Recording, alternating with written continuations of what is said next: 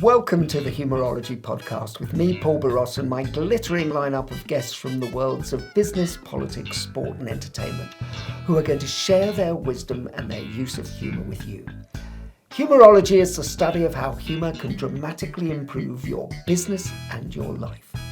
Humourology puts the fun into business fundamentals, increases the value of your laughing stock, and puts a punchline back into your bottom line. Please remember to like, subscribe, and leave a review wherever you get your podcasts.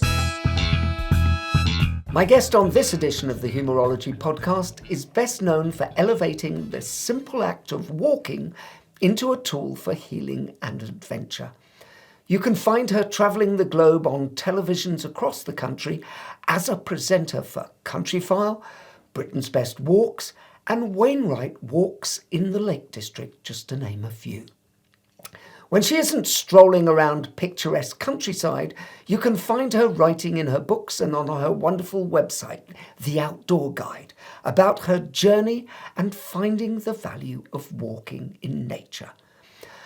Her latest book, Walk Yourself Happy, Find Your Path to Health and Healing in Nature, is a Sunday Times bestseller and provides readers with a framework to improve their lives with a leisurely stroll. You can also see her in the altogether, literally, very challenging ITV show, The Real Full Monty, Jingle Balls, where she bravely bears all for charity. Even more impressive than her work on TV and in print is her philanthropic work with charities that support nature and those diagnosed with cancer. Earlier this year, she was awarded the Inspirational Public Figure Award for her personal journey with breast cancer and all the amazing things she does to advocate for health, healing, nature, and facing life's difficulties with a smile and a stroll. Julia Bradbury, welcome to the Humourology Podcast. Paul Boross, it is an absolute pleasure to be here, and it's taken a while for us to get together to have a laugh together, so we better make it work. Let's make it big. Well, you've been worth the wait already, because I can see that smile is lighting up my office already. I want to take you back before we talk about all the amazing things you've done.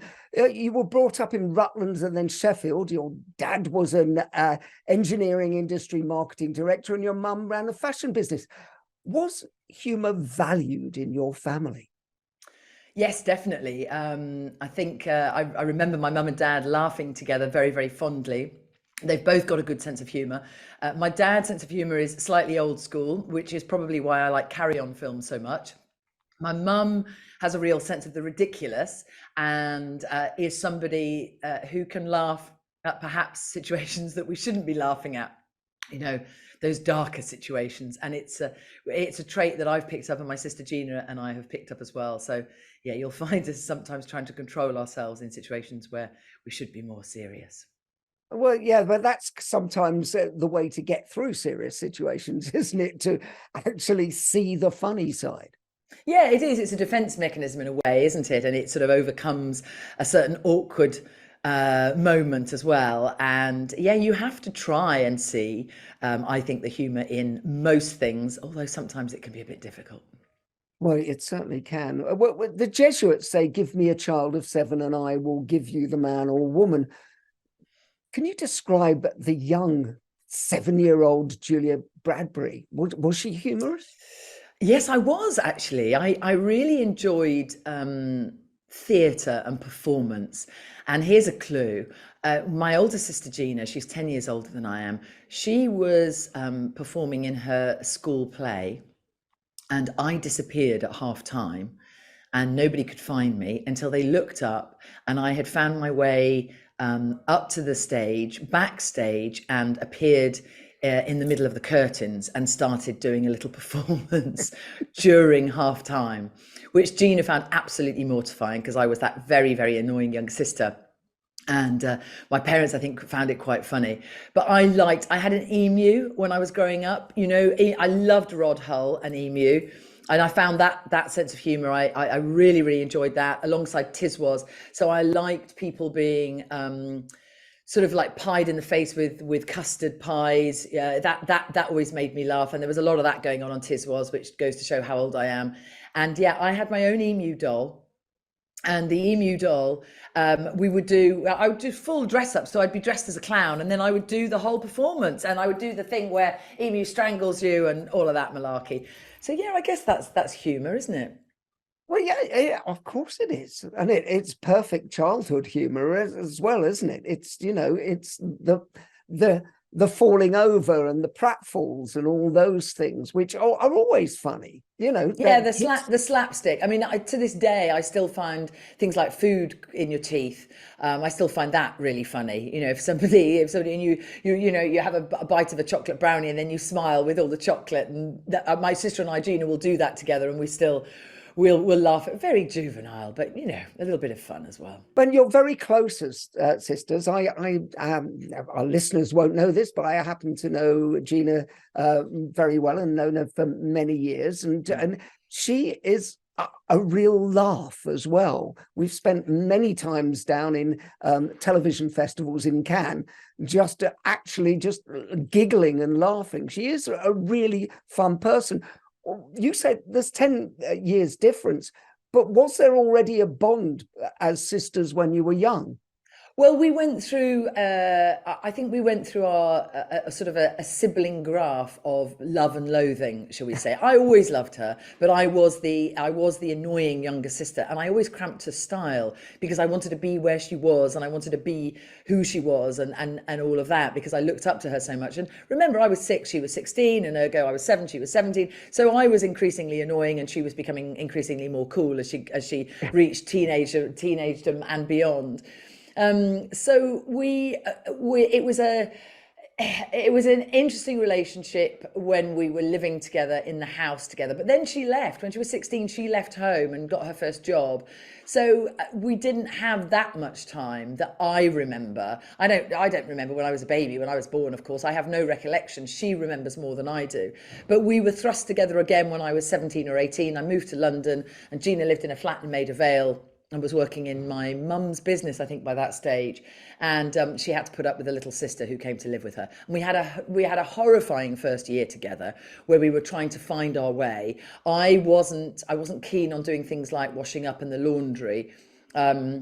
And Gina wasn't keen on clearing up after her little sister. Completely understandable. But eventually, after about a year, we did find a path through it all. And what became apparent was I didn't mind loading the laundry, but I hated unloading the laundry. So we just worked out all of those things. So I'd load the washing in, she'd load the washing out, and stuff like that. And eventually we ended up becoming the best of friends, and we would hit the town together and go on double dates and, go to nightclubs together and get into all sorts of mischief together, which was fun. Well, we'd love to hear more about that, but we won't. I mean, there was a bit of humour, but maybe adult humour, so we won't go down that path. No, that's perfect. I've been listening to the audiobook of Walk Yourself Happy, which I absolutely adored, and which focuses on nature's positive impact on mental health. Do you think humour is a part of that positive impact? I think humour can be a big release.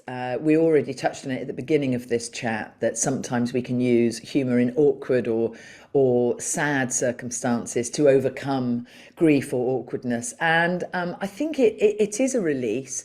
And we know, don't we, that there's a chemical reaction in the body when we laugh, and when you get two people laughing together, it's infectious, and that's when you get to that stage where you're both in uncontrollable fits and you can't do anything about it, and there's an energy to that.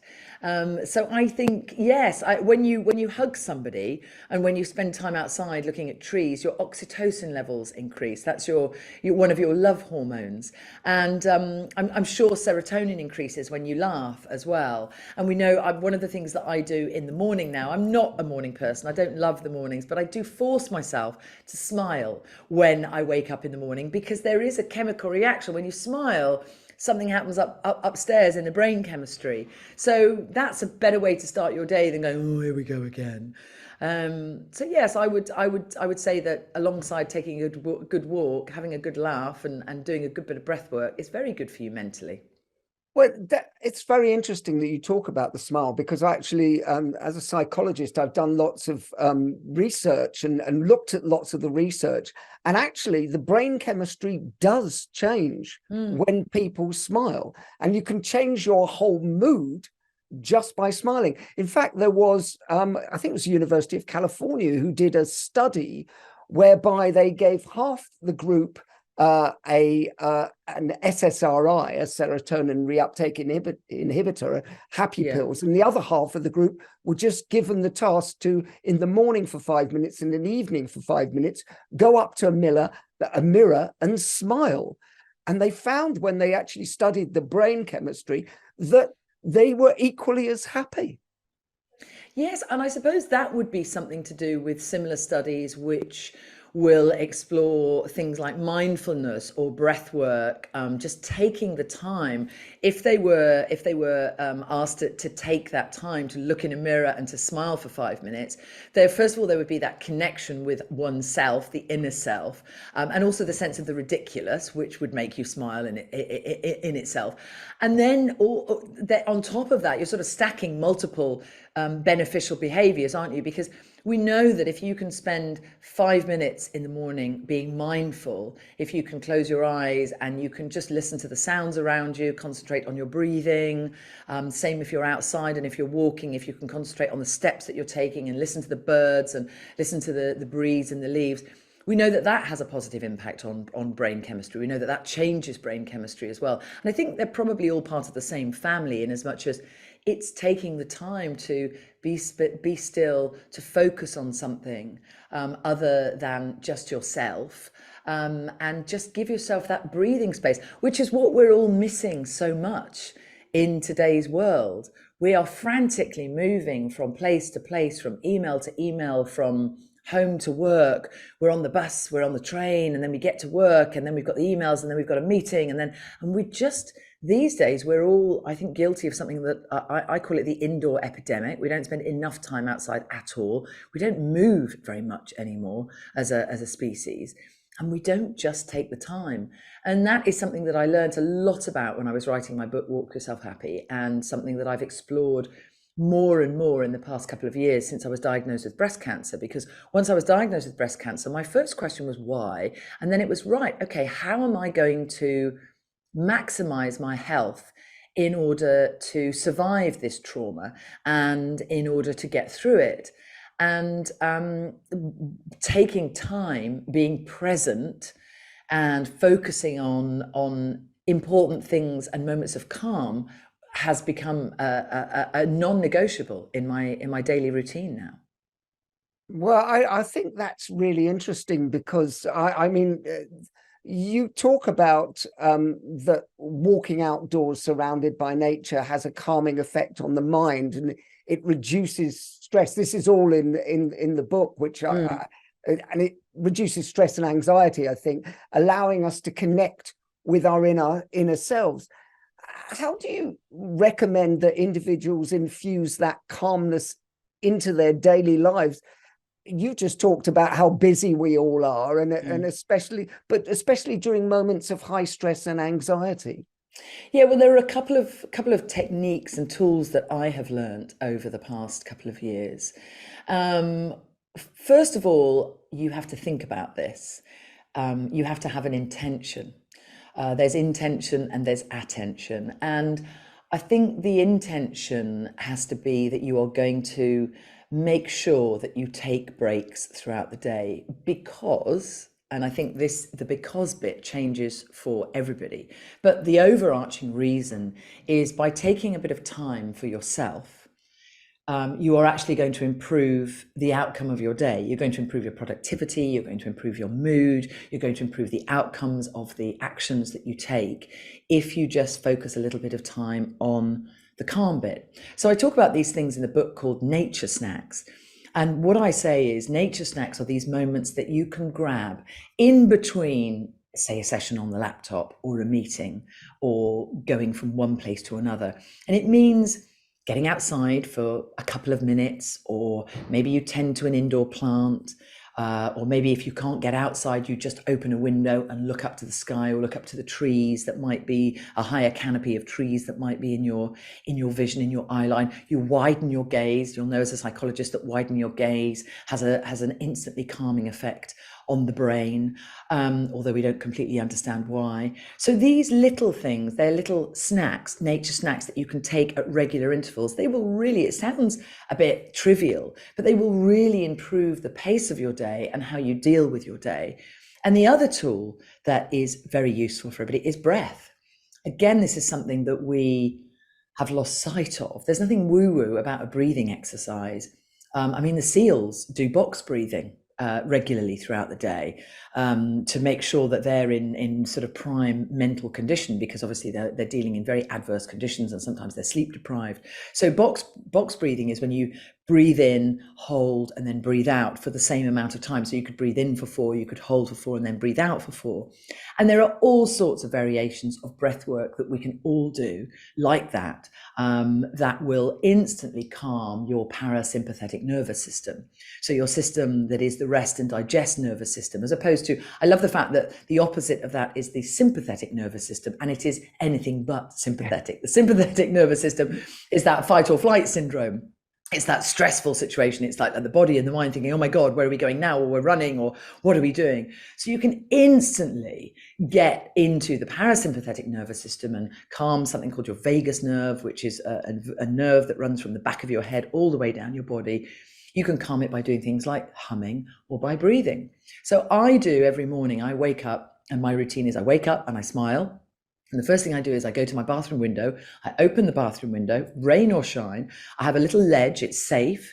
I have a lovely blanket. I put the little blanket out. I sit on the blanket. Sometimes I have a big dry robe to keep me warm if it's raining. And I sit there and I get the morning light in my eyes for anything between 10 and 20 and 30 minutes, if I can, depending on what the schedule of the day will allow. And I get the morning daylight in my eyes, which helps reset my circadian rhythms. So you're moving out of your sleep mode and into your awake and day mode, and your brain and your eyes understand that. Your eye sockets are the only bit of your brain that are outside, external. And we have a receptor that reads the light and it goes, oh, right, it's morning. And then all your brain and your body chemistry actually changes. So you are set for the day ahead. So things like serotonin, your melatonin is, which has been rising through the night, starts to go down because you've seen daylight and the body now knows that we're getting ready for the day, not for the night. Things like that will start to happen. And then the other thing I do is I regulate my breathing. So I breathe in for 4 and I breathe out for 6. So I just go like this. It's not a big thing. It's not noisy. It's just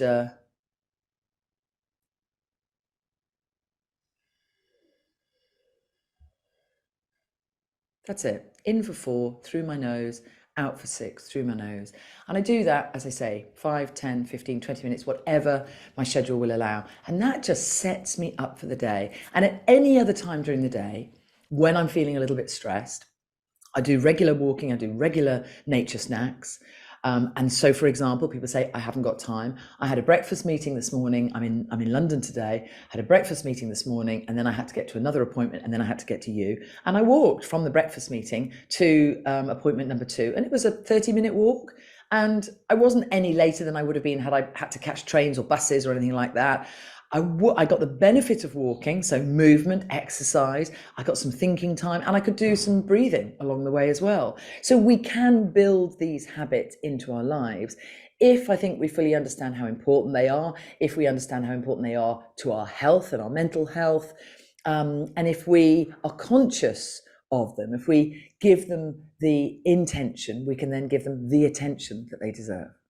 I think that's wonderful advice. I was taught how to do pranayama by somebody literally when I was 16, and it's literally put it one nostril, breathe in, one nostril, breathe out alternatively, and it does it. You're quite right. It calms down the whole nervous system. I love the quote in Walk Yourself Happy. Nature has a way of humbling us, reminding us of our place in the world and fostering a deep sense of gratitude. Yeah. How do you believe humor can aid in cultivating that sense of gratitude, particularly when surrounded by the wonders of nature? This might be going a little bit off piece because it's not quite about nature, but it is more about gratitude and is about being outside. I was talking to a colleague of mine today, and we were talking about this very thing. We were talking about good habits and how you can set your day up very well if you have a good morning routine. Excuse me, I'm going to have a little cough. We were talking about good habits and how you can set your day up with a good morning routine. And he walks his dog every morning. Very, very common. If you don't have a dog, it's a very, very good way to ensure that you get your 10,000 steps in a day, because with a dog, you have to walk the dog come rain or shine. I'm actually quite motivated and I don't struggle getting the walking in because I fit it around the appointments that I said earlier, or if I haven't done it, I look at my watch and I see where I'm at with my steps and I just make sure I get my 10,000 steps. So I'm motivated in that way. But a dog is a good motivator if you struggle. And he was saying that his morning routine of being in the park with the dog is very, very calming. First of all, he's surrounded by green space. He loves his dog, so oxytocin is going up. He's walking, he's moving, so again, good for you, good movement. And then he was saying, when the dog, are we allowed to swear? Yes. Okay, when the dog takes a shit, he has to pick the shit up, and he thinks to himself, okay, my day can only get better from here on in. And we laughed and I said, that actually is brilliant. And I'm going to use it in a talk somewhere, because how you can then extend that into practicing gratitude is part of practicing gratitude. And it's a science. There are many. Harvard has done studies on the science of gratitude. It genuinely can help shift your mindset. If you practice gratitude daily, weekly, it can shift you from looking at everything in a negative way to looking at things in a more positive way. It doesn't solve all your problems. I'm not saying that if you start to express gratitude, your life is somehow magically going to turn around and you're going to win the lottery or whatever it might be that makes you happy. But what it does do is it shifts your brain activity, so you start to think about things in a different way, in a more positive way. So it's about what you do have, not what you don't have. So I took this analogy on with my colleague. We were talking about the dog, and I said, basically, what you're saying is, it can't get any worse than this, picking up dog shit. And I said, it's like picking up warm dog poo through a plastic bag. Everything from here on in, the day has just got to be better than this. And I thought that was a brilliant way of like flipping the gratitude journaling around and thinking about positive. So look at his day, so many positives in his day, but there's this little bit that's not great, but actually it is great in a way because it's reframing everything else for the day ahead. It's that time management thing. I used to do a show on BBC called Speed Up, Slow Down. The time man, we used to talk about eat that frog. So you do the hardest task in the morning and get it out of the way, and everything looks better after that. Yeah, that's a good one. That will be more appropriate when I'm talking in schools. Eat that frog. I'll remember that rather than pick up that dog shit. Yeah. Well, I was going to say that I'm really excited because Walk Yourself Happy is going to become a live event next year. And now I've got in my head that one of the things you'll be getting people to do is pick up the dog shit and then say, look how much better everything is after. Yeah, the only way is up from here on in. Yes, exactly. So I don't know if that quite answers your question about how humour fits into the gratitude of nature and beautiful spaces. But I think humour is up there along with practicing gratitude. Isn't there in Buddhism, isn't there a saying that for every negative thought you have, you should replace it with a positive thought? And I think that is the role that humor can play in our lives. It's yes, bad stuff happens to all of us, and we all have challenges. Of course we do. That's life. I mean, life doesn't owe us anything. It's just because we're born doesn't mean that we're here to be pleasured and that life is going to be easy and happy. Everything that's every bit of happiness that you get, every laugh that you have, every goal that you achieve is hard fought for in this world. Whoever you are, there are challenges, and I think humor is a really good way of accessing gratitude, and really it's another way of looking at situations and finding the funny side, finding the positive. I think you've just described it perfectly, finding the funny side. What humor gives you is a perspective on, as your friend when he was picking up dog shit, it's a perspective. And look, my life can only get better after this today. And it is, the attitude of gratitude is, I mean, I spend my time going round where people go, how are you? I go, I'm great. I go, I'm the luckiest person in the world. Now, is that really true or not? It's my attitude. It's by the way, if I say, no, everything's really bad, I had to pick up some dog shit and then the day got worse, it's attitude leads altitude, really, doesn't it? How high you're going to go generally in your life and the day. Yes, there's so much to be said for a positive mindset, and trying to move away from this negativity bias that we all have, trying to just shift the scales a little bit in your favor.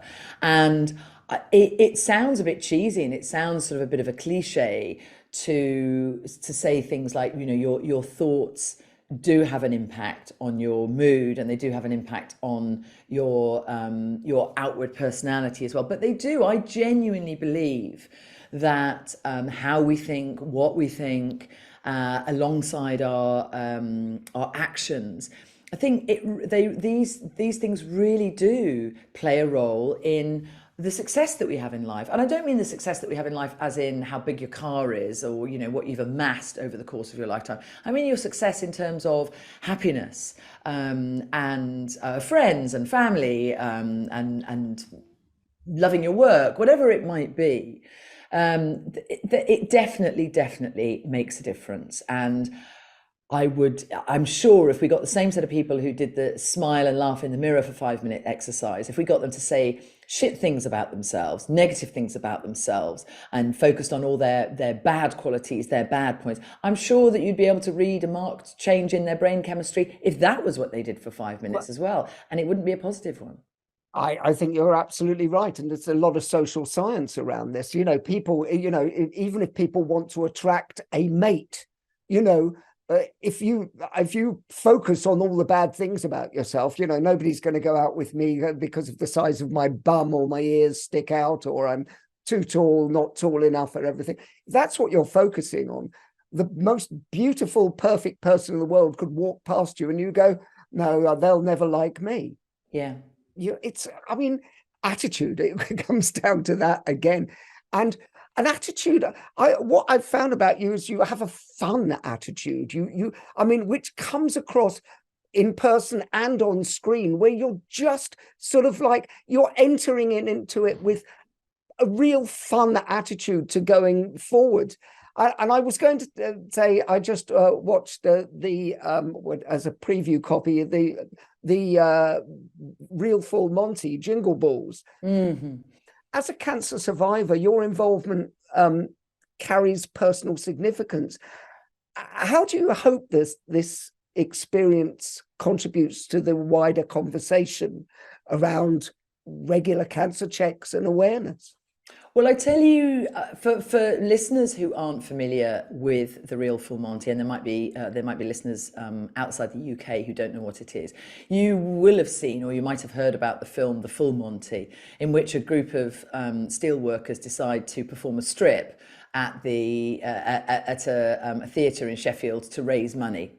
And the Real Full Monty is the television adaptation of that, made by ITV, and it's been, I think it's 6 or 7 years that it's been on television now. What they've done is they curate a group of people, celebrities. I don't like that word, but I suppose that's the category that we fall under.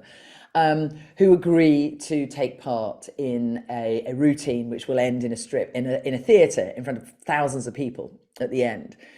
And it's a really, really clever format, because on the face of it, it sounds a bit cheap.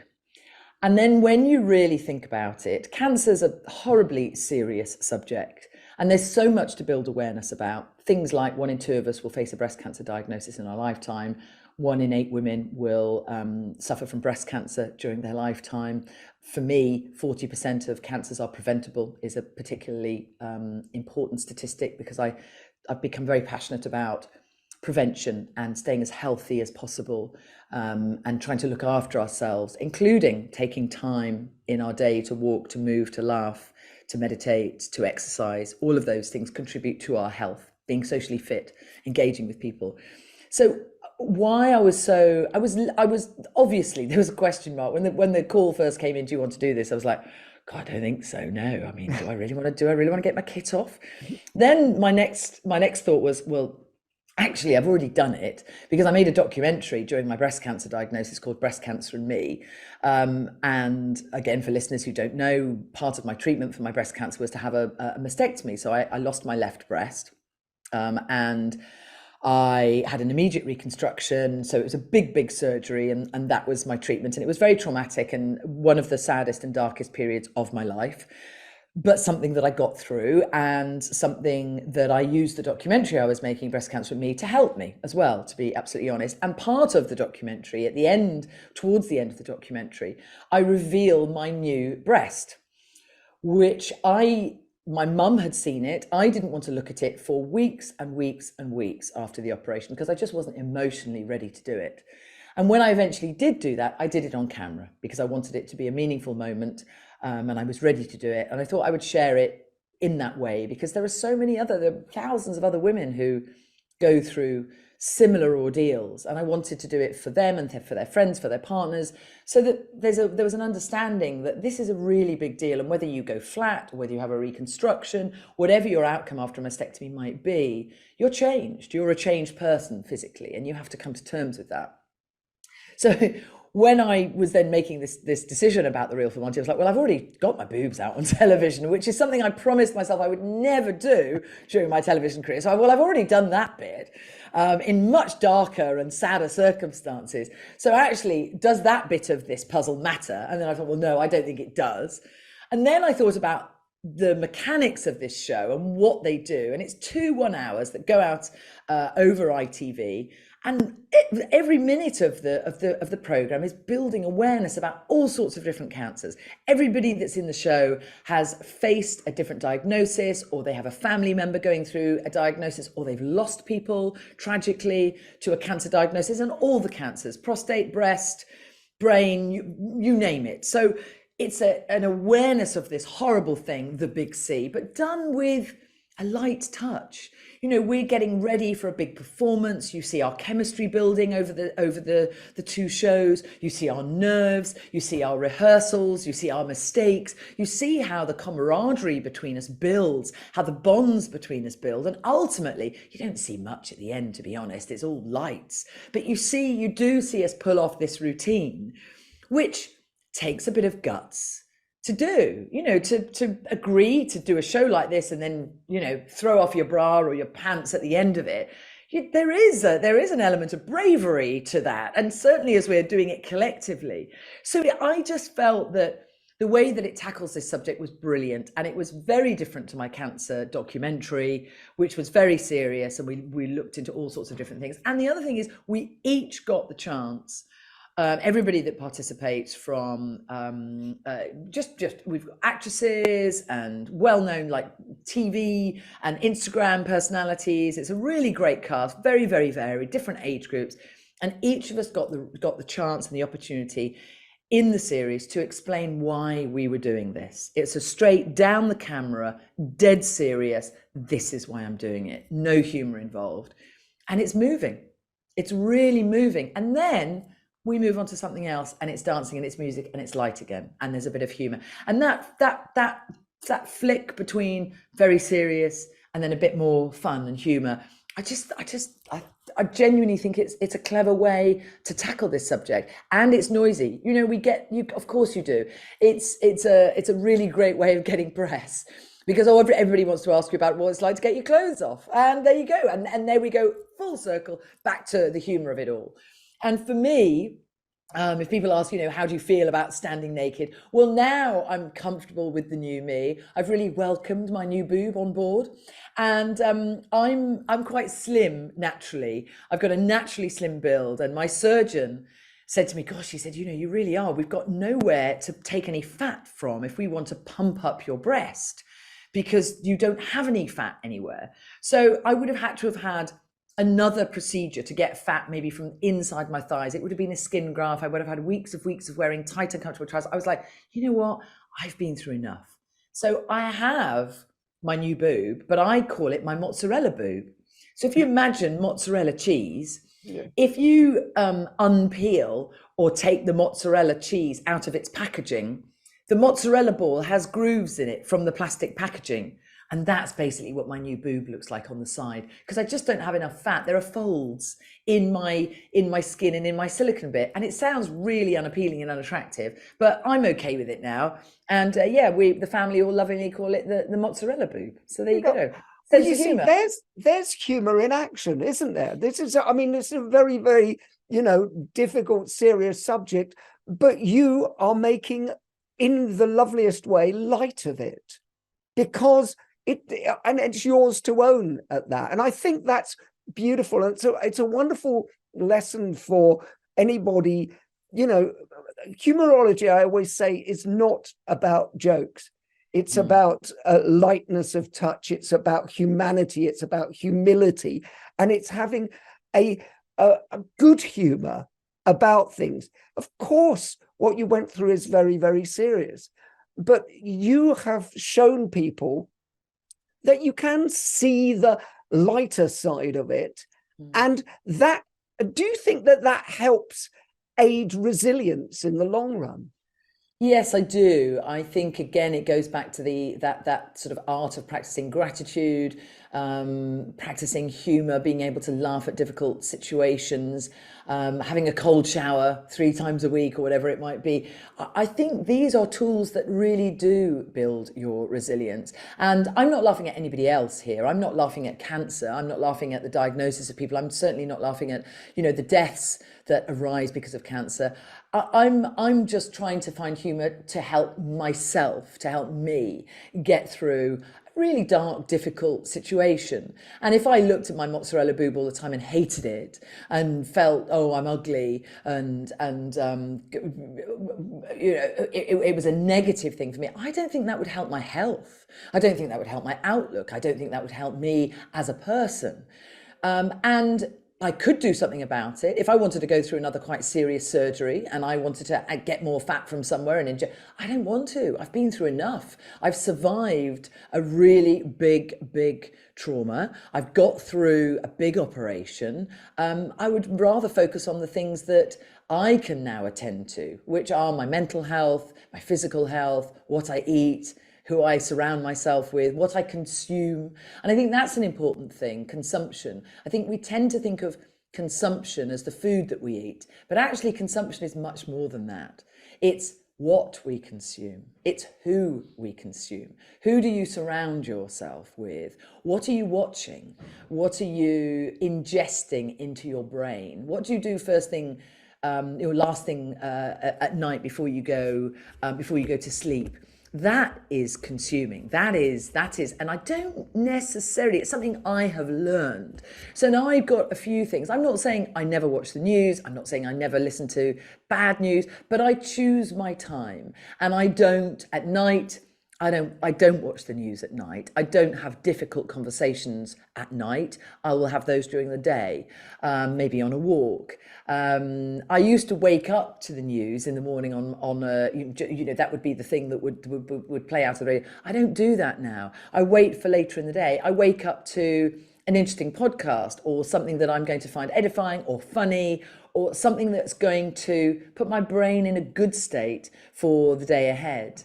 I wake up to my children as well, and my children are probably right now the thing that make me laugh the most, because they're funny. I've got 8-year-old twin girls who are just about to turn 9 and a 12-year-old son, and they're just at that very funny stage. The girls have a little sort of shorthand between them, and they do little comedy sketches with one another, and Zeph is a real sort of very theatrical and puts on funny voices, and that's also a lovely thing to surround yourself with and get involved in and be present for.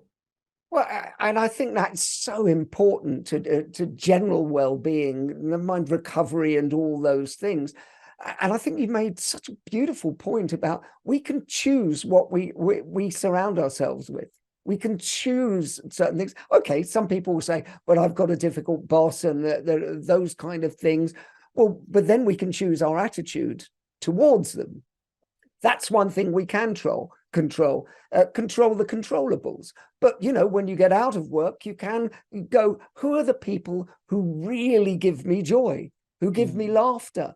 I think that's one of the things. We have a thing, GBC Monday Night Club, where we meet up, and we've been doing it for 35 years. We meet up just to have a couple of pints, but we laugh uproariously, constantly, and you come out of there feeling so much better. It's therapy, is what it is.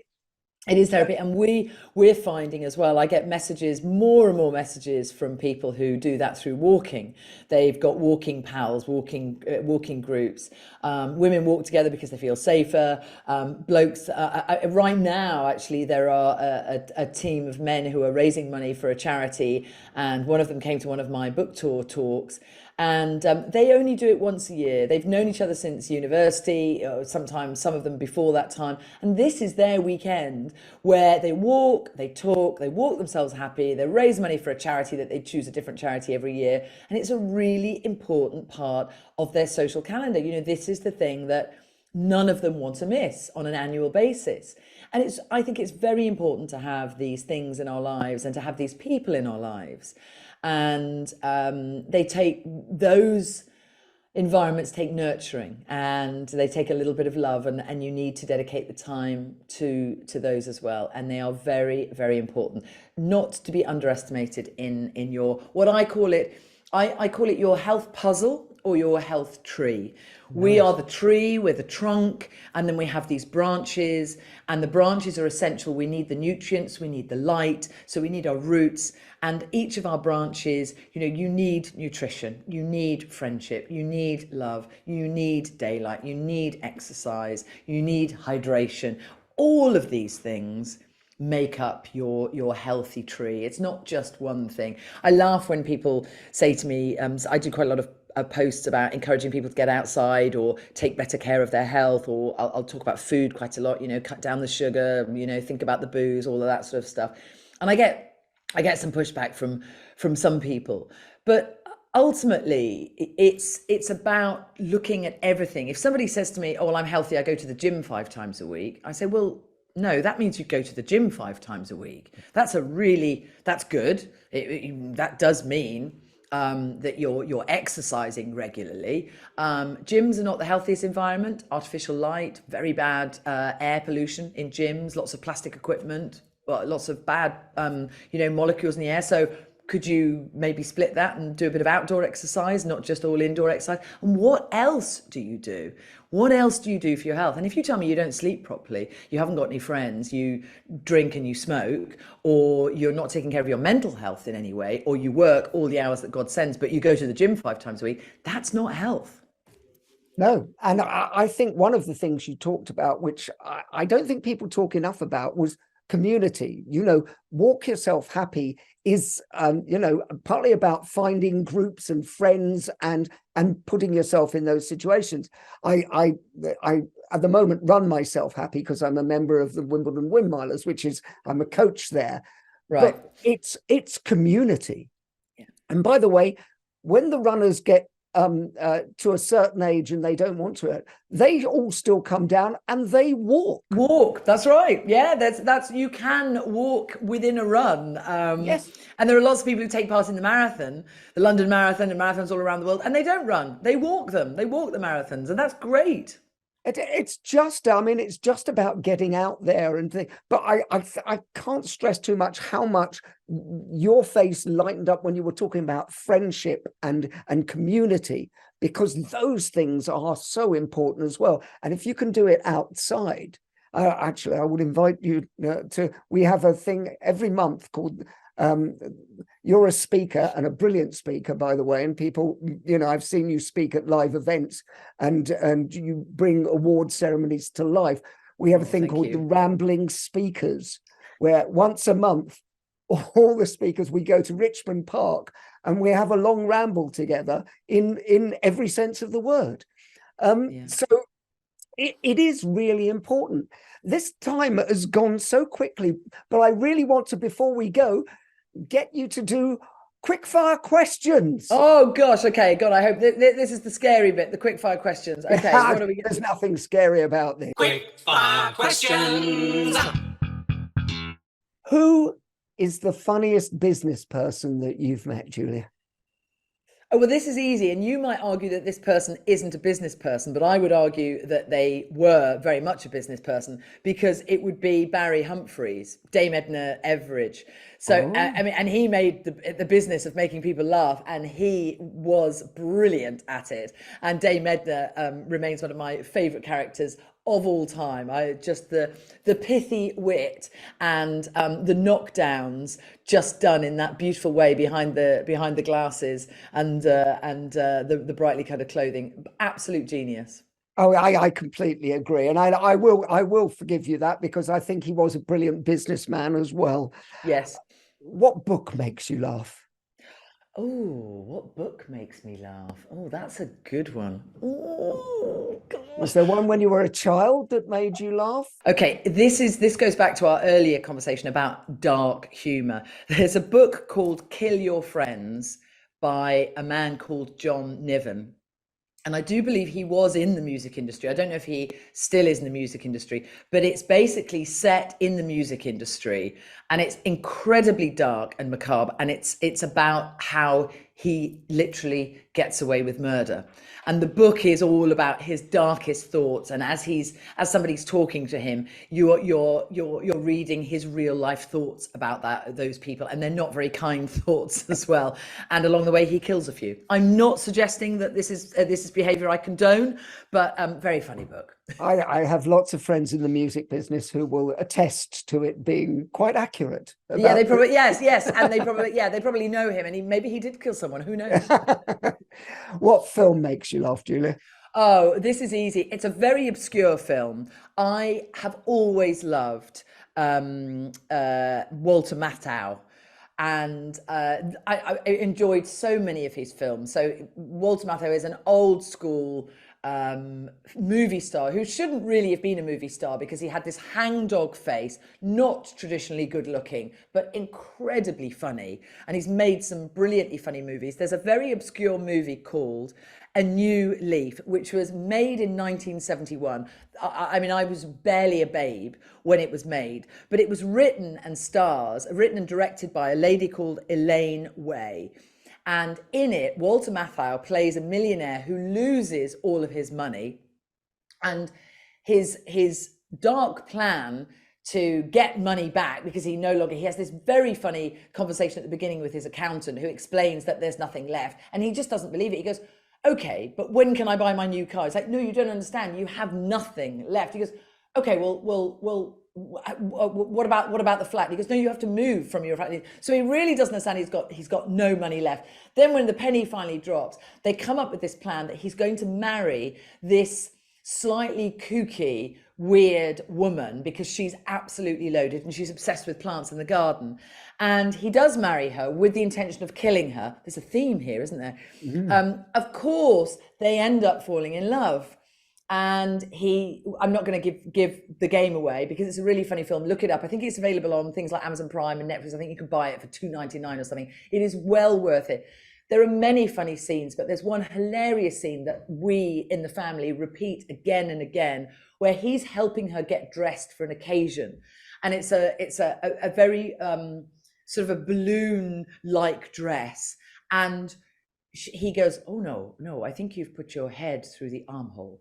Oh no, that's you put your arm through the head hole now. And it's just this very funny slapstick scene where it takes her about 8 minutes to get into this dress because she keeps putting her head in the armhole. And we say that to this day in our house every day. No, you put your head in the armhole. No, not that, you put your arm in the head hole.